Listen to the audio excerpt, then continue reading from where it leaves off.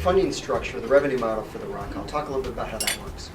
Well, we were built without an endowment or an operating reserve, which is not a really good idea for an not-for-profit. It's not a good idea for any business, what am I kidding? There's no working capital. This is not a good idea.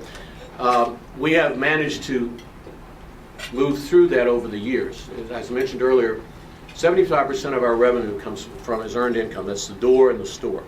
And it was as little as 5% philanthropic. It's up to 25% now. And philanthropic in this case means memberships, foundations, planned giving, grants, annual fund from our board and from our other members. So that's the business model. The biggest challenge for all the not-for-profits today, unless you're sitting on an extraordinary endowment and operating reserve, is really securing your financial future.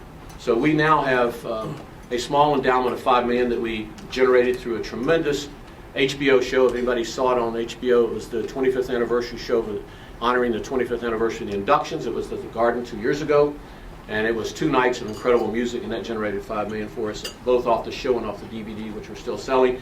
In fact, this week, the foundation did that in New York. They also, Time Life released 3 volumes of live music from the Inductions and from the 25th anniversary. You can download on iTunes. So our hope is to, over time, generate enough income, revenue, net cash flow to create an operating reserve large enough.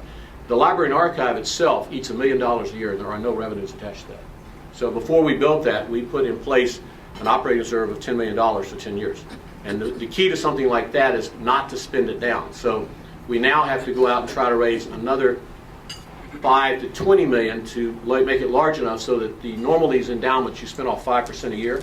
I don't know how you make 5% a year anymore, but you spend off 5%, and that would be the $1 million we would need to run the library, so you don't penetrate the sort of the principle, the corpus of that. So it's a lot of moving parts, and at the same time, 500,000 people still have to come to the museum every year and spend money in the store. The good news about that, with what's going on in Cleveland, we're so excited because of the casino, the medical mart, the convention center, what's happening on the flats, what's happening down near us with the Browns. All that suggests that travel to Cleveland will increase just, integrally with what we're seeing now. And typically we get a big percentage of those people. That rising tide will lift all of our boats, I think. Hopefully on a destination basis, it lifts our boat a little bit higher. Is there any kind of statistic, if somebody's coming into Cleveland for something and they're staying 2-3 days, where the Rock Hall becomes the #1 thing they're going to do other than what they came for? Do you have those statistics? Not per se. We do focus groups, and we're getting ready to go out and do some more. We do them around the country and drive cities particularly.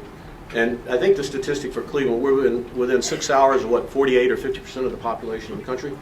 And we do these focus groups, and we ask them a number of things. What exhibits would you like to see? And surprisingly enough, there are no singular exhibits that drive attendance. Every exhibit we do allows us to do PR and advertising to tell the world, come to Cleveland, not for the exhibit, just put our name back out there. We've tested every concept, both artist and genre, and nothing really does surprisingly better than anything else. I remind people, as I said earlier at lunch, as much as you may love John Lennon, there's 1 million people out there that hate Yoko Ono because she broke up the Beatles, and they won't come because that stuff is there. And that's the kind of dynamic that exists in our museum versus whether you're a Picasso or a Gauguin fan, you may not like them, but you're going to go see them because you'll never see them all in one place again. So there's very dynamic. But we also, the thing we do know is that in focus groups, we are largely the decision maker for people on a tourist basis are coming to Cleveland, is to come to the museum. The biggest challenge is bundling that message with all the other things there are to do here. And that's something that I'm on the Positively Cleveland board, and so that's part of our challenge here, is to make sure that everybody knows all the assets this town has between the great sports teams and the museums, the orchestra, the zoo, et cetera, et cetera.